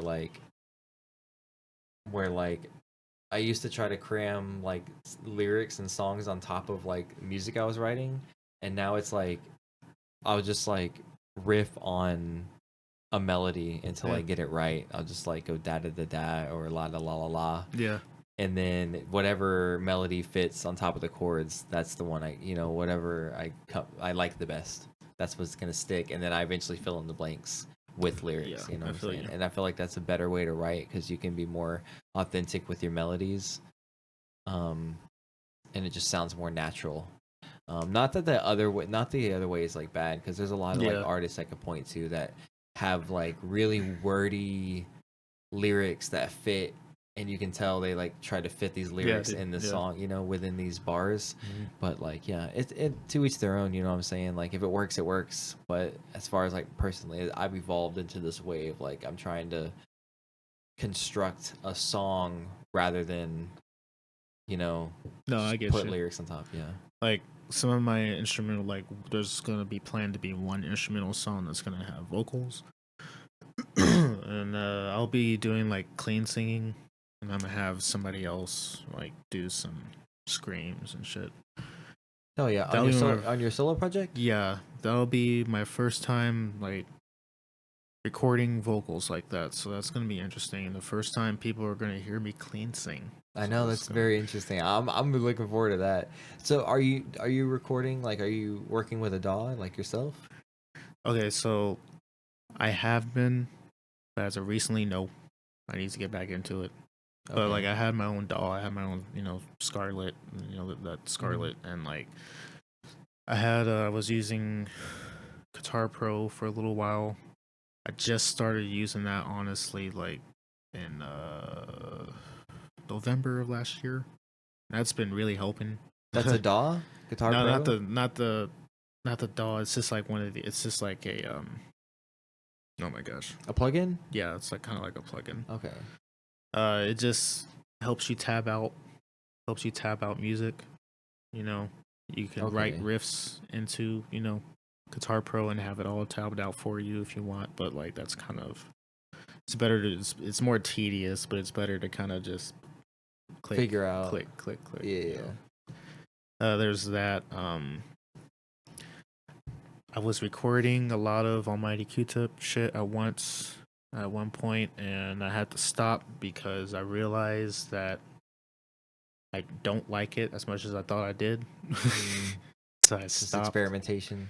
Yeah, it's a lot of it is experimentation, honestly. Like I'm trying. How about like the beats? Like, how are you doing your beats? Like, you just So the beats, like I did make like 1 or 2 beats, I think so, yeah. And I didn't like them. Mm. I was new to all this shit. Yeah. I listened to rap, but like I was still figuring out how I can like get some sort of influence, cuz like it's all new. I was into the rock and roll and the metal Yeah. shit. This is a whole different thing, It is. I have to think differently. Mm. But I finally came down to a conclusion of what I want Almighty Q-Tip to be. And it's before I say this, I don't do gang shit, okay? I'm a sweet boy. I'm a goody two shoes. But it's some straight gang shit. That's so great. So why why something so not you? Like, why not It's rap not- about shit that So, you do like, know? I'm mixing it with shit that I do know. Okay. So like I say gang shit, but it's kind of like it's like sad boy almost. Okay. The whole I'm just playing a character. I'm literally straight up with y'all. I don't Okay. shoot people. I don't do none of that shit, but I will sing about it. Okay. it has to do with like a person's like mental health pretty much. Mm. So I'm this person that gets a thrill from doing all the gang shit because that's all I've been doing. It's like what I grew up in, even though I didn't. Yeah. Telling a story. That's Playing a character. yeah. I'm bringing my death metal influence in that way. Where like all of the death metal songs, we don't do that shit in real life. Mm. All the crazy shit we talk Yeah. about. All the That makes songs, sense, like you we know? don't do that shit. That would be fucking awful. Right. The same thing with this shit. Those lyrics are fucking hardcore too. Dude, yeah, it's nasty, and I love it. Jesus. like- I didn't even like- think about that. You That's fucking exactly. just completely blew my mind and opened my mind, because I'm always like, every time I hear some, gang shit, I'm like, dude, why you didn't do that shit? Why the fuck you talk about that shit? Some of them do, some of them And I don't. didn't even consider metal. Like, Yeah, people talking it's about just- sacrificing exactly. goats and stuff Exactly. like that. They're not doing that. No, it's all an image. It's an image, but it's also something that you feel strongly about. Some bands feel strongly about it, but like this My mind almighty is. dude, this almighty You opened my Q-Tip third shit, eye. This almighty Q-Tip shit is just me playing a character of somebody who has been involved with this gang shit for far too long. He's starting to notice death around him, which usually means that he's probably next. And like he goes home after doing some dumb shit and is sitting there like, what the fuck have I done? Type shit. Mm. I just got done killing somebody because he touched my bitch, or because he stole my money, or like fuck this dude because he's in a different gang type shit. and he is trying to stop thinking like that with drugs and alcohol and all this shit. It's a story about a dude that is it's just a story about his downfall. That's crazy. So do you plan like to have an ending? Like Yeah, yeah. I have a planning that it's gonna be sad. It's not a happy fuck. story. It's not. So it's a like as far as like an outline, do you have like record? Like you do this many records and then like, yeah. So what I've been thinking is I literally just like every other album. Every album has its own different vibe to it. Obviously, you know. Mhm. So like I'm doing the same approach, but it's gonna be a different story. It's all gonna be kind of like, you know, like what's that word? There's a word for it, but it's just telling the story. I'm not deviating from the story that I'm telling. I'm treating it like a death metal album to a certain degree. A lot of death metal albums are just a bunch of shit that don't make sense. And it's not a story. It's still fucking cool. But there are a lot of death metal albums that have a story to it, and it's like focused on something. And each song tells a story, and it kind of makes sense with each song. That's rap artists do that, obviously. I'm not, you know, but I'm trying to bring that kind of death metal influence, if you want to call it that. So this shit, first EP, maybe it'll be album, I don't know, will be this gang shit, sad boy, like his life is pretty much ruined. It's just following the last year of his life until he's, you know. Okay. Yeah, that's crazy. Dude, I love that. It's a really cool concept. I love how much you've thought about it, and it's not just like some off the cuff kind of thing. It's crazy. Yeah, because I was like, I don't want to just write about shit. I should probably just tell a story, and I'll just play the character, you know, on videos and like, you know, performing, whatever. Goddamn, That's crazy. Performing, that's gonna be tough. I'm not prepared for that yet. Why? Because do you feel naked without a guitar?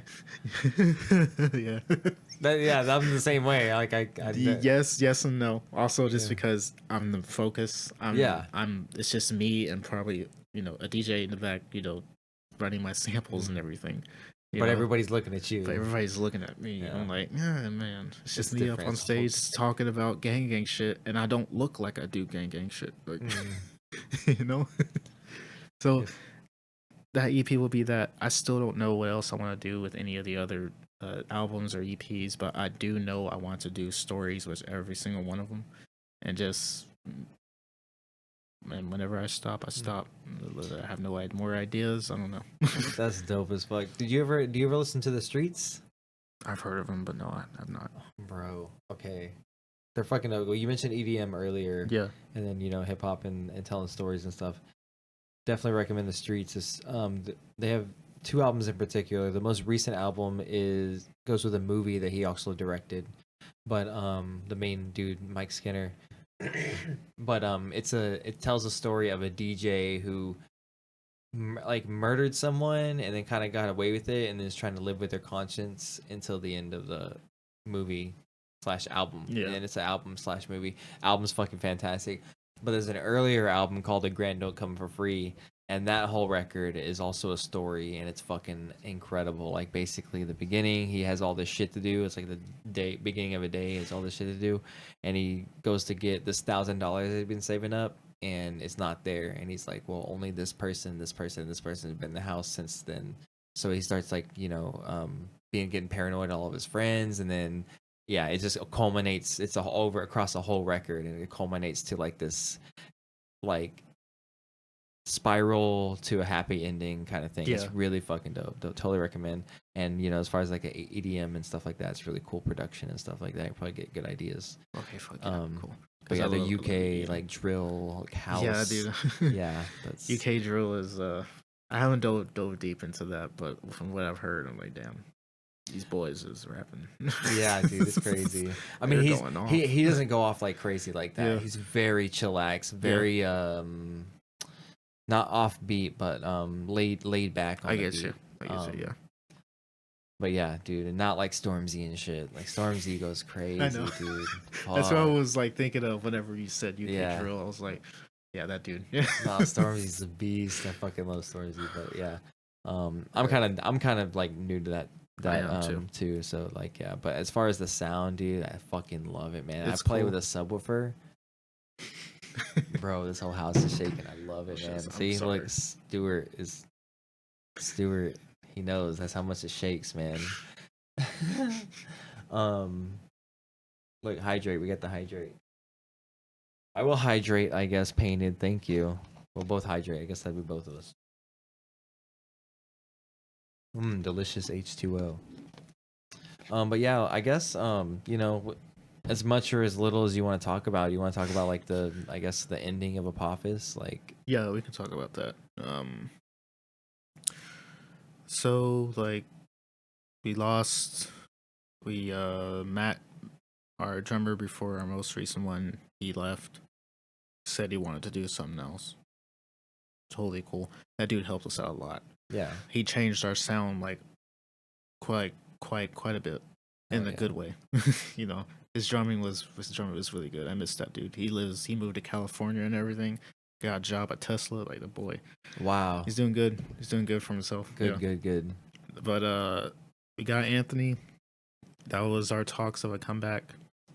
You know, when we got Anthony, there's a video of him on the Apophis Facebook page of his announcement. He did like a little drum fill kind of thing. Nice. You know, we just recorded him, and that was our announcement. You know, nice. Yeah.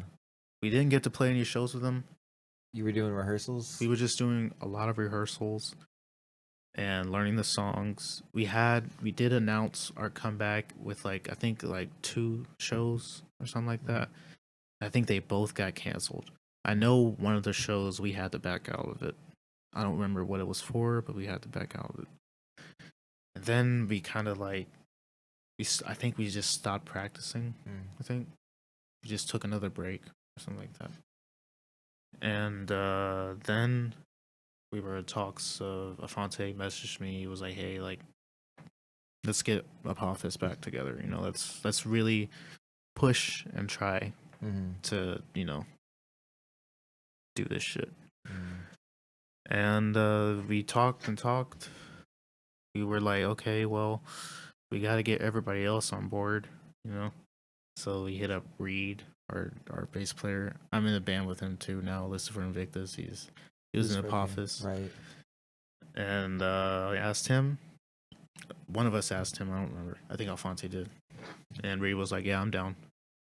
And I think Jarrell was down too. Yeah. Only thing was, we had a bit of a dilemma because like Anthony wanted to come back, but also our second drummer Robbie wanted to come back. And so we were discussing. Oh, okay. Well, who should we? Yeah, we loved both of them. They were both great drummers in their own regard, like, you know, in their own respectful way that they played. So this is the part that sucks, because during the time that we were thinking about all this, that's when Alfonte passed. Damn. Yeah, that's the thing that sucks. Like, obviously, you know, rest in peace. Yeah. To my boy, you know, to our boy. It's crazy how we were talking about getting back together.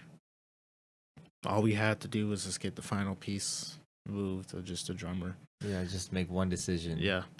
And we were just not really stuck on it. We just weren't. We were still thinking, you know. And then the news came that, you know, he passed. I remember Ricky was the one that called me. Yeah. I was up playing Red Dead Redemption 2. I was just playing video games, and he called me at like 3:30 a.m. or 4 a.m. Yeah, it's fucking wild, dude. Yeah, dude, it's wild, man. Yeah, that fucking day. Yeah, that fucking day was like crazy. Yeah, I didn't process. Yeah, at all. You don't want to believe that shit. Yeah, I didn't cry until like I think like a day later. That's what I was thinking. A day or two later, dude. Like I couldn't believe it. Like he's not gone. You know what I mean? Yeah. Like, what are you talking about? Like you're telling me this, but I can't fucking. I don't believe you. You know? Yeah, man. It was sad. Yeah, it was a fucking long time. It was like, I think like a week later that I hit up that.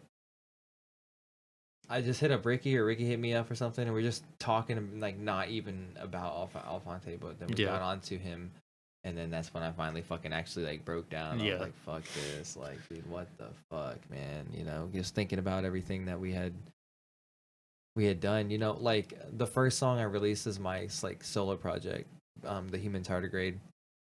I came up with that riff when I was rehearsing for that Apophis show and playing bass, and it came up with it as a bass riff. This dun dun dun dun dun dun, and it was a little derivative off the shit that I played for that band. You know what I mean? Like that was the first song I released as like b-nign, you know, in 2017, and you know, that song wouldn't sound anything the same as it does if it wasn't for a song that I was playing, which was written by Alphonte. Yeah, dude. You know what I'm saying? Yeah.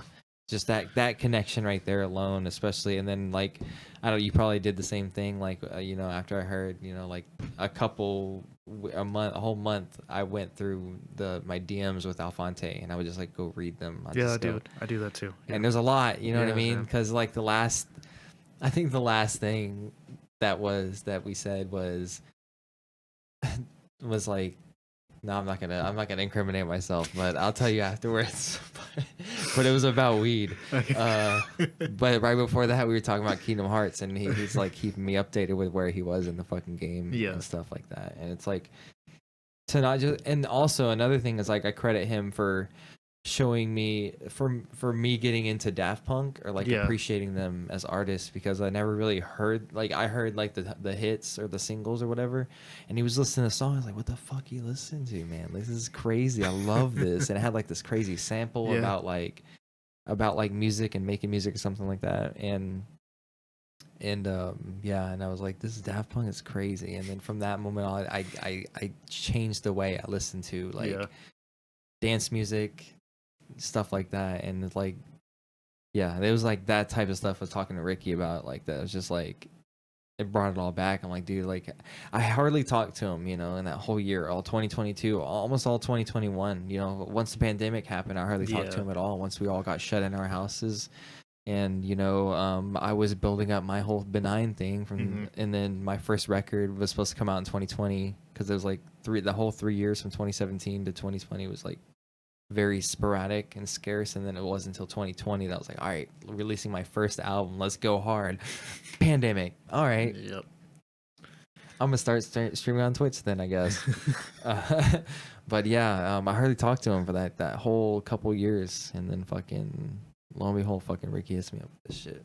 And like, I see you, and then I think, you know, within a few days, I saw Lucifer Invictus, and then you guys had a tribute show, right, from a show that you guys had planned, or it turned into a tribute show, right? Oh, are you talking about one of our past shows? With Lucifer, like the first show after Alphonte passed. Oh yeah, we had a tribute show for him. Yeah. Was it at Ridgely? No, it was at the Haltom Theater. Oh right. Yeah, that was hard. Yeah. Dude, that was so hard for me to do, man. I didn't want to play. I didn't want to play, dude. I was like, dude, this sucks. Like, literally just a few weeks before it happened, like, he was standing across the stage because we played a show like a week or two before, like 2 weeks, I think, before that show. Yeah, in the same fucking venue. Yeah, dude. Yeah, in the same venue. So he was just right over there, you know. And I did not want to get up on stage and start playing and realizing that he's not over there.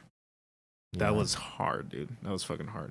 I like, after we got done playing, and I like, there's a picture of me like holding his guitar up, you know. Yeah. After I did that, you know, the whole horns and like thank you, you know, I just turned around and I just busted out crying, like hard as shit. Like I was ugly crying. Like it was bad, dude. I didn't stop crying. I was crying while I was putting my shit up. Like, I was uncontrollable. I couldn't stop, dude. I was so fucking devastated. I was so sad. I got off stage and like went outside and started crying more. Like it was, dude, that was the hardest set for me to ever play. Yeah, I bet, dude. We did really good. Like we were on our shit. We had to be. It was for Alphonte, you know. Yeah, exactly. But we were on our shit. We didn't mess up. We played every single song perfectly. That's and like amazing. That shit was hard. I bet, man. Yeah, man.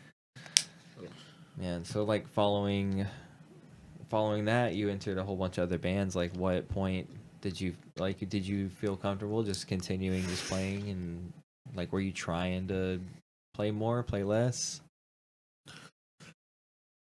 I so I was, I did the Apophis and the Astyanax thing for a good while. Didn't join any other bands for a good amount of time, and then Listen for Invictus needed a new guitar player, and then Robbie was like, "Hey, you're in the band now, or whatever." I'm just like, I guess. I could have said no, but I was just like, I guess I'm playing. I was like, okay. I'm like, are you serious? Do y'all want me to play or try out at least? They're like, yeah, if you want to be needing another guitar player, and I was like, okay, fuck it, whatever. And after that point, that's when I started doing other shit. Like that's when I got my gargantuan shit. Like that was like on a long hiatus, and then I started that back up, and then another hiatus, because that's how musicians are. Yeah, we never finish it. That's just how it is. But like that started, and then my Almighty Q-Tip shit started, and then my self-titled name, my Marco Reyes shit, that music has started, like with writing and shit like that. And then I joined I Am Destruction. Is just a lot of shit started. Holy fuck! So I Am Destruction is the most recent thing of all this. Yeah, that's crazy. Yeah. So how did that come into play? They made a post after not making a post for about like a year and a half, and it was just a post of our vocalist Steven.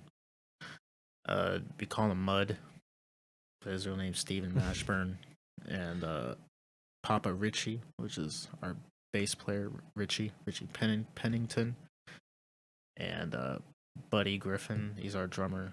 That boy is, first off, fuck you if you're watching. He's too good, dude. He's so fucking good at drums. He does it. He's like, after a song or something, he's like, man, that song is hard to play. And I'm like, I'm looking at him, I'm like, dude, you're not even sweating. You don't even look like you're cramping. You're just like, oh yeah, that's a hard song. I'm like, boy, I looked over at you and you look so damn calm.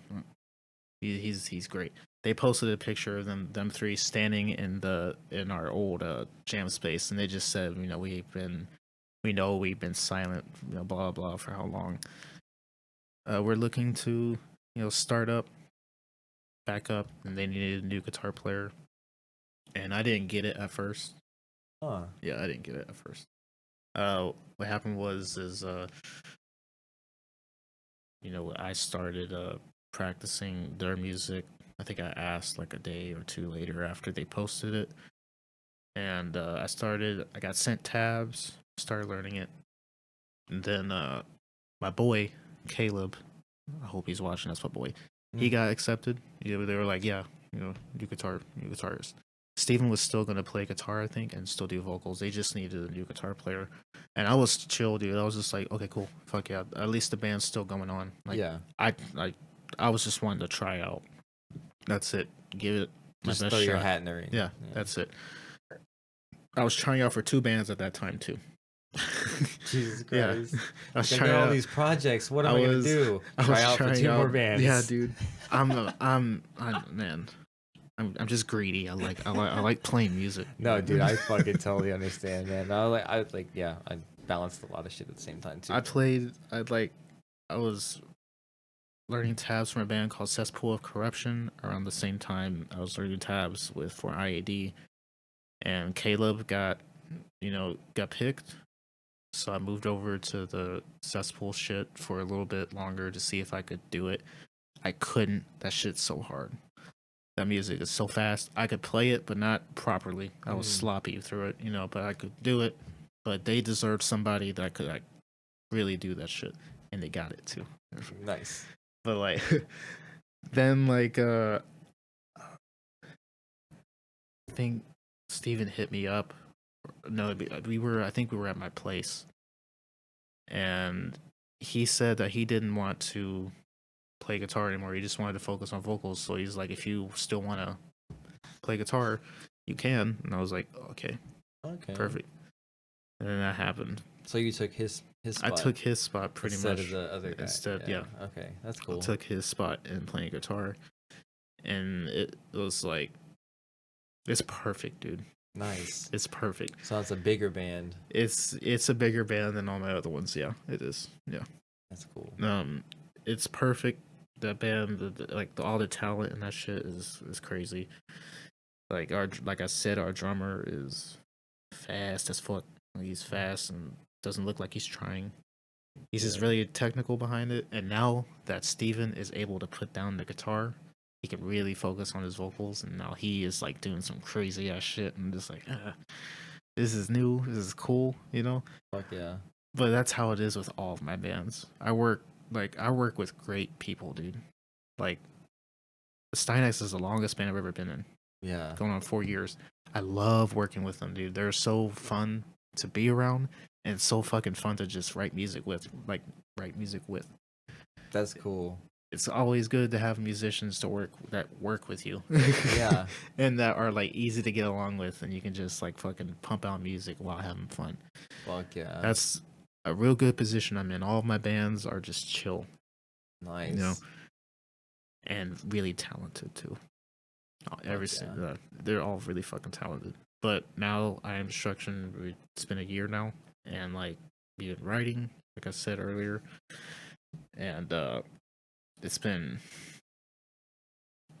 like crazy because like right when I joined I Am Destruction, we started playing big shows like off the bat. Damn. And it felt like how it did whenever I joined a Steinex. The first show we played with the Steinex, big. The first show we played with, my first show with IAD, big. It was big. And it wasn't even it wasn't a local show. It was I think a tour went through it or something like that. Okay. So it was quite a few people there in a small club too. It's a Reno's. Have you ever heard of Reno's? No? Okay. It was a place called Reno's Chop Shop in Dallas, Deep Ellum area. We played there. My debut show with them, big. And then after that show, every show has been like getting bigger and bigger. Nice. Yeah, like the most people I ever played in front of was because of I Am Destruction. Like we opened up for a band called Angel Maker, and like I'm pretty sure some people know them. Angel Maker and like Distant and a band from I think they're Swiss. It was the first time ever coming to America. Nice. Their first show, I think, was that so Dallas everybody show. was crowded up. Dude, that place was sold out. That was my first ever sold out crowd I ever played in front of. A lot of people. That's insane. That place was probably even overfilled, honestly. It probably was. Holy shit. I think people so. hanging out the fucking balcony and shit. Yeah, dude. So it's been a crazy ride because I joined and then all this shit starts happening. The roadmap got laid out instantly. Like, because IAD was still signed to that label. We just haven't released music. Oh, okay. That's it. We just need to get back to it. And that's what we've been doing, you know. So. Dope. So what are the plans for that? Like, is there like a date for the record or anything? No. Or a record? No. I'm a big advocate of not, you know, I don't like rushing shit. Yeah. You know, like I want it to be as good as possible. I don't want to just write a heavy riff and then be like, that's heavy enough. Yeah. Or that sounds cool. I want everybody to have their input. I want everybody to be like, I don't like that riff. That riff sucks ass. And yeah. Like, okay, let's trash it. Let's try something else. Hell you know, yeah. I like that honesty. Like, tell me if my riff is ass. Yeah, like, exactly. If I come to you guys with a riff and it does not sound good, please don't be like, yeah, let's use it. When in reality, you're like, nah. I'm just being nice. Like, I'm gonna change it. I'm gonna change every note of that. Yeah, dude. So like, no, it's the same riff. So like, there's no date. Like, we want to finish it and release it next year. That's our goal, but like we still don't have a solid date yet. You know. Oh yeah. I think that'll come with time, obviously. You know.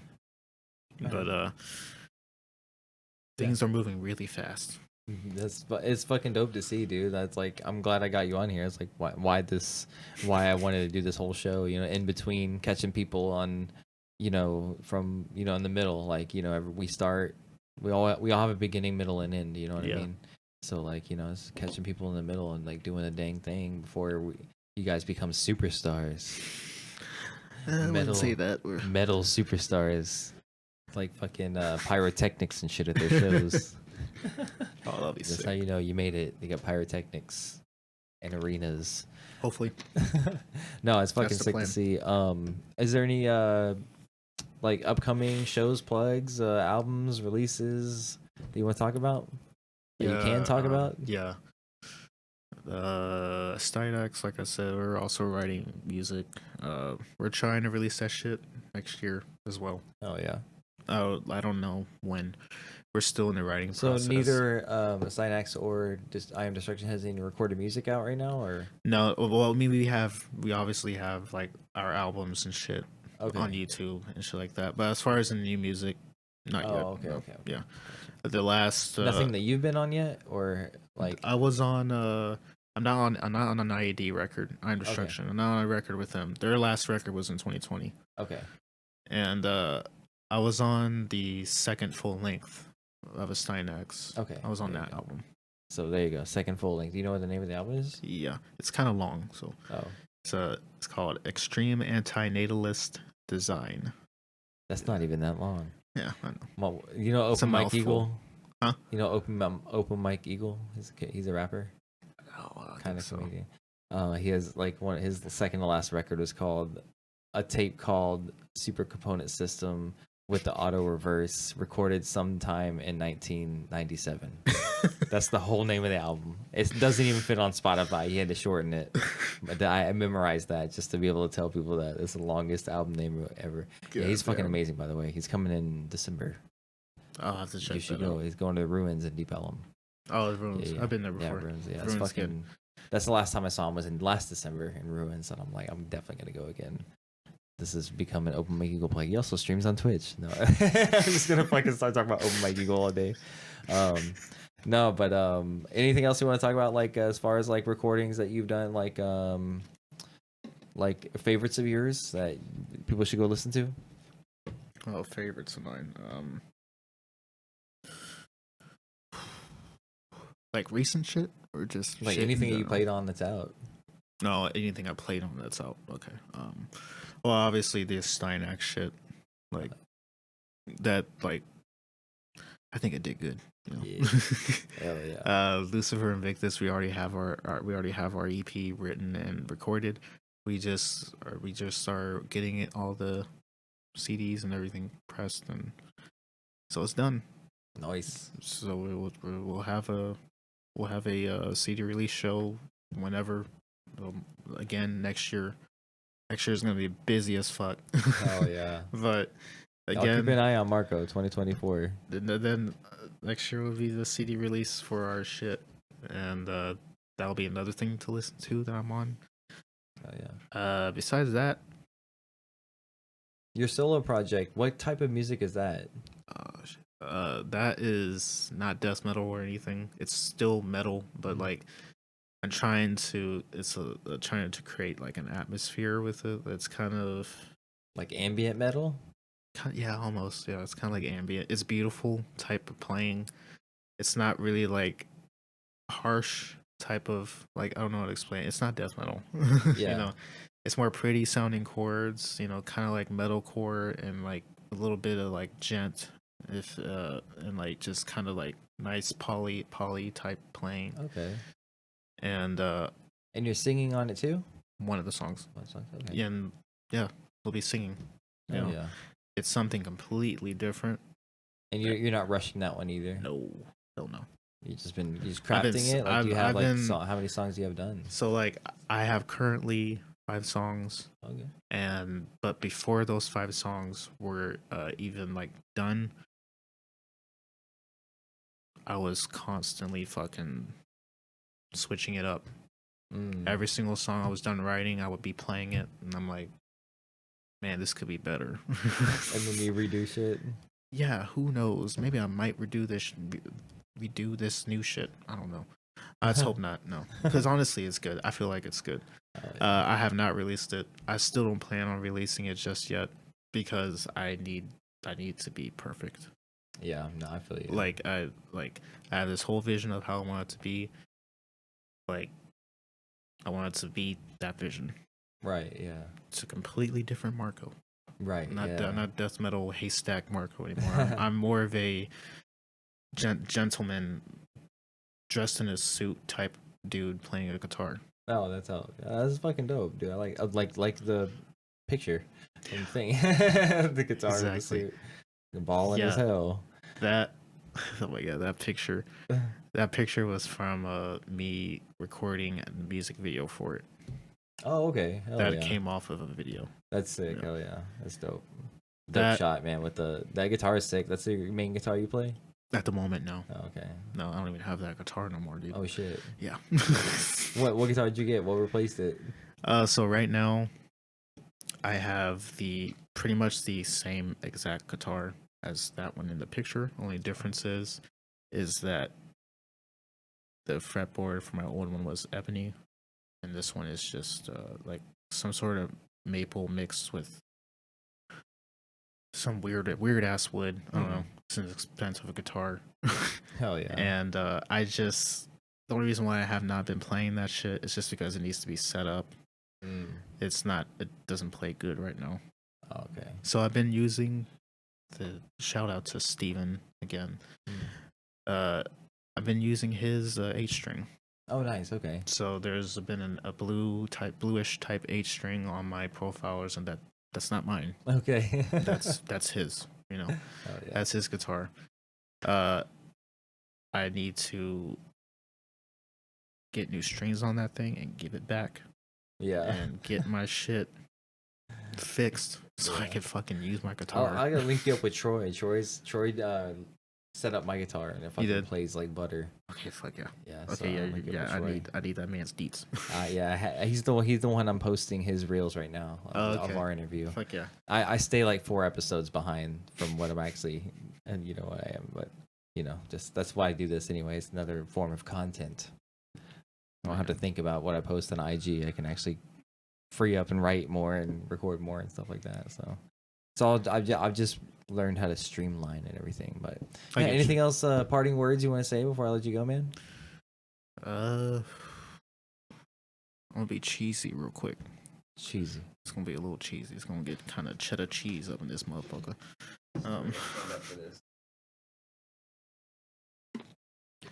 Real quick. It's just if you're doing music out there, I don't give a fuck if people think it sucks. I don't care if you think it sucks. Keep working on it and like just do it because you want to do it, man. Have fun. It's all about having fun. Like just do it. I don't do it to go fucking play in front of hundreds of people. I've played in front of 5 people and had the same amount of fun. So do it because you love it. I love doing it. You should too. It helps with all this. Yeah, see? Yeah, bars. Motherfucking bars. That's my parting words. That's my parting words. Yo, motherfucking Marco Reyes. I got everybody start doing this. Everybody's doing my interview to start signing the table. So you are the next officiant of the table signing. Anywhere you fucking want to sign it. Tag whatever you want to tag. If you got a normal tag, a name, you want to put a logo, you want to put your band's names and logo.